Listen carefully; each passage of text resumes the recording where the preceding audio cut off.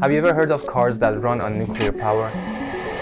Let me try to explain the whole concept in under 2 minutes. Try, can't promise. Back in the day, designers really got interested in this idea. It was a time when people were exploring new ways to power vehicles. You see, submarines were already using nuclear power as fuel, and that got designers thinking, hey, can we do the same thing with cars too? The idea was to use nuclear fission to create heat and boil water, spin turbines with the steam, and use that as a propulsion system for the car. Two cool concept cars were the Ford Nucleon and the Ford Seattlite. That's a cool name. They were like visions for the future. The Ford Nucleon was this futuristic idea from the 1950s. It was supposed to be powered by a tiny nuclear reactor in the back, based on the assumption that sizes would be reduced in the future.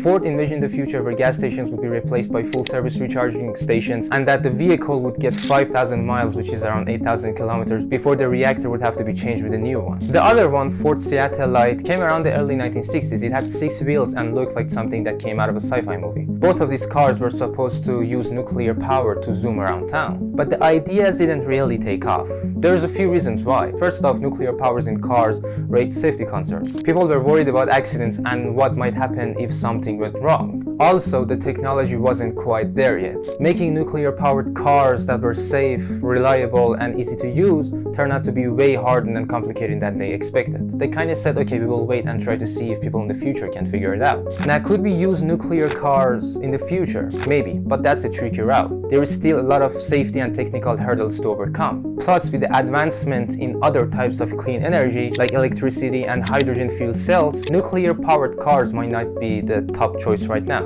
So while cars like Ford Nucleon were super cool concepts, for now they remain as fascinating ideas from the past, reminding us of the wild dreams people had about the future.